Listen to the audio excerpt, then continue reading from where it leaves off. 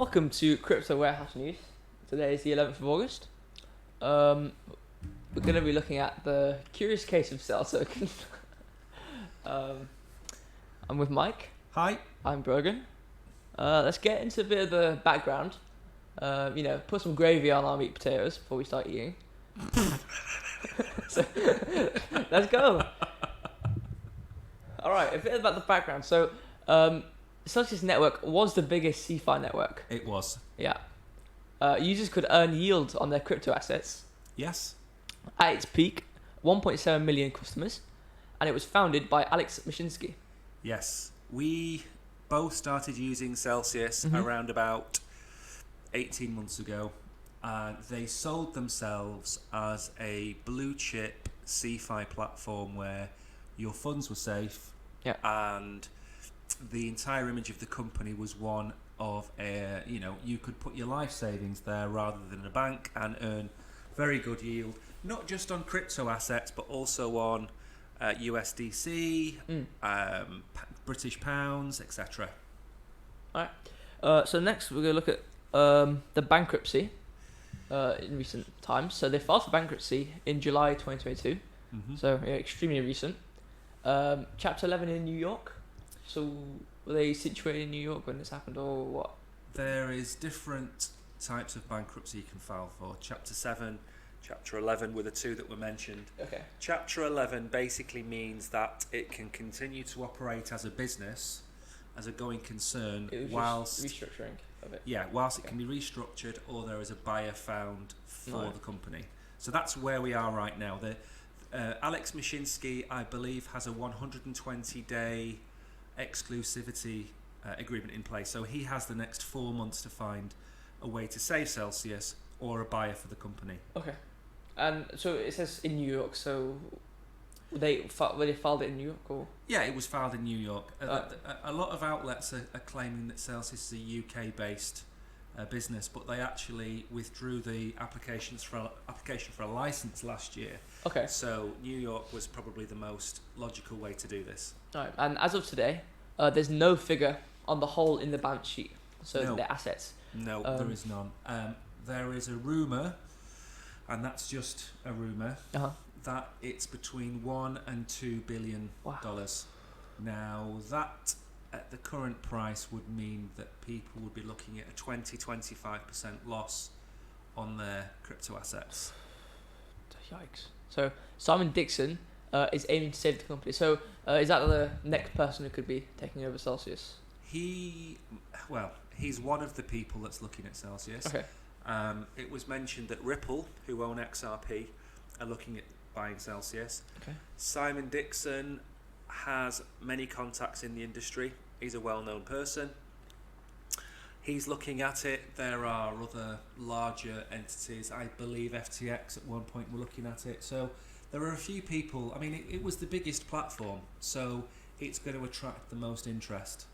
And Simon's probably the most vocal one in terms of protecting the community rather than trying to,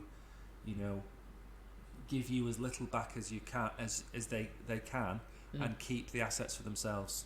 Alright. So now we're gonna go on to the short squeeze. So as you can see here, it's not really much to talk about here. Yeah. In terms of conversation, but as you can see on the graph, this is the time frame in between the Chapter 11 or filing for bankruptcy. And this is like an inverse effect of what you'd think would happen. Exactly. To when someone files for bankruptcy, and their coins now, like nearly triple. It's going up so high compared to what it was before when they first filed for bankruptcy. So the war with shorters. So the sell price has gone from 0.75 or 75 cents to $2.38. So FTX is the place where everyone's fighting for shorting and longing the market. So the plan, buy, sell, transfer 90% to MetaMask, and set the sell price to $100. Yes. So could you explain some of this a bit? Yeah. So there was a Twitter campaign which was sell short squeeze, and there were people trying to profit from the bankruptcy. Yeah, They were okay. trying to short the Cell token price. And the community came together and decided to buy the Cell token off FTX, which was the largest holder. I believe there was 4.4 million Cell token on FTX.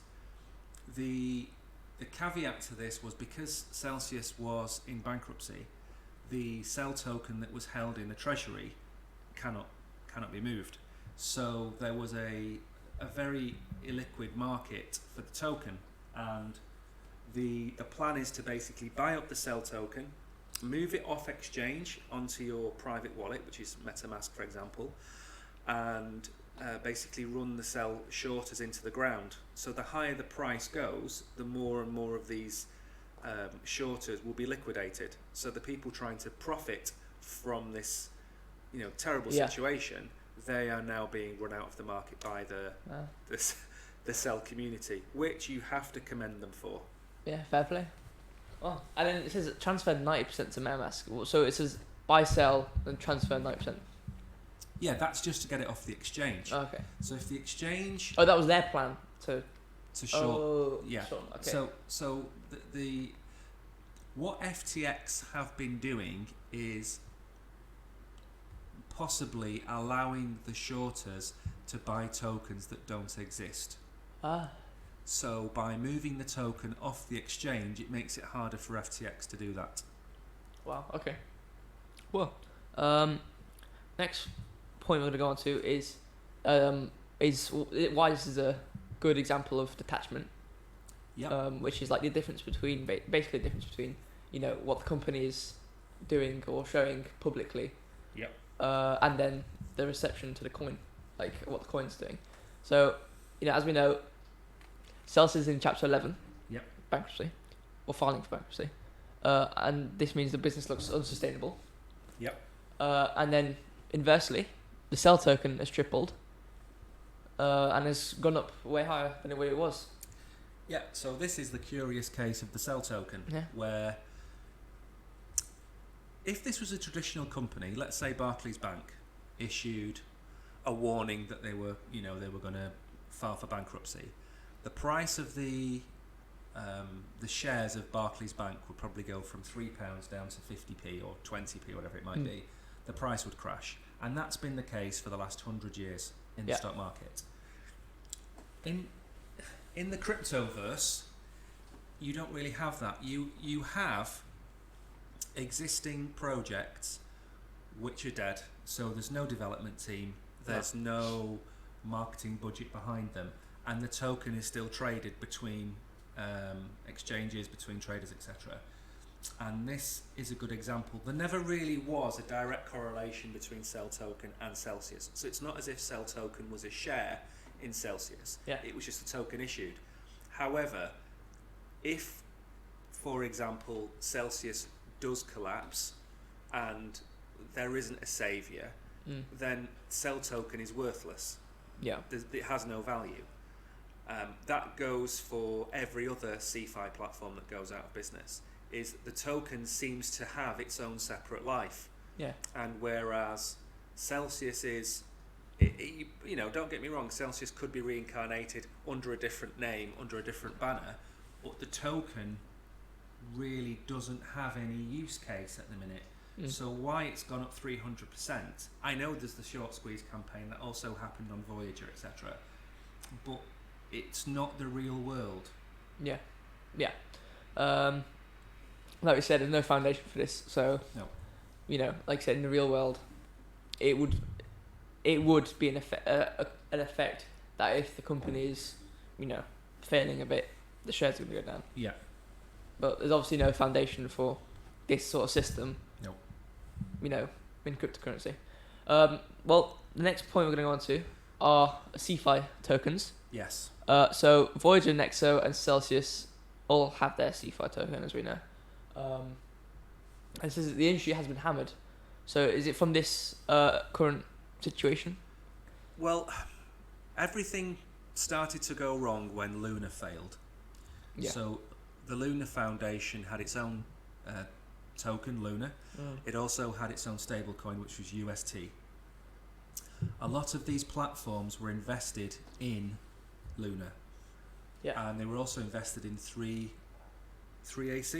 which was a large investment company that also went bust. So the contagion from that is twofold. One, the exchanges, the CeFi platforms, they suddenly had huge holes in their balance sheets. And number two, you had massive drawdowns of currencies by users. So basically users wanted to flee from these CeFi platforms, which caused the platform to basically not have the funds to send to the users. Right. So they all started to pause. I think Hodlnaut has just, as of yesterday or the day before, they've also frozen withdrawals because they're illiquid. Oof. So it's the industry, the reputation of CeFi has been destroyed. Yeah, that makes sense. And that's where we are. Okay. Then current token prices look unsustainable. I'm not sure about the other centralized companies, but I know it makes sense for Celsius. Yeah. So we are obviously going to be avoiding investment in any CeFi tokens. Yes. I would avoid any investment, not financial advice, but I personally will not be buying any token associated with the CeFi platform. Yeah. Do your own research. Yeah. Yep. Self-promotion, right? Basically, try and look at DeFi rather than CeFi at the moment, because you can't really trust these platforms anymore. Okay. So a bit more info. Here's some Twitter handles for some of the people mentioned.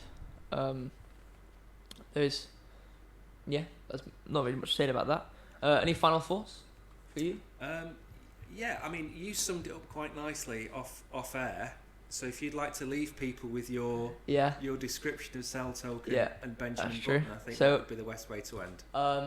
So as we know from Benjamin Button, the story of that goes when he was born, he was an old man, which is quite opposite, and as he grew up, he, in a way, grew younger. Yep. So you can relate this to Celsius by saying how, a bit like when he's born and he's old, how the company's failing, however the token's going up.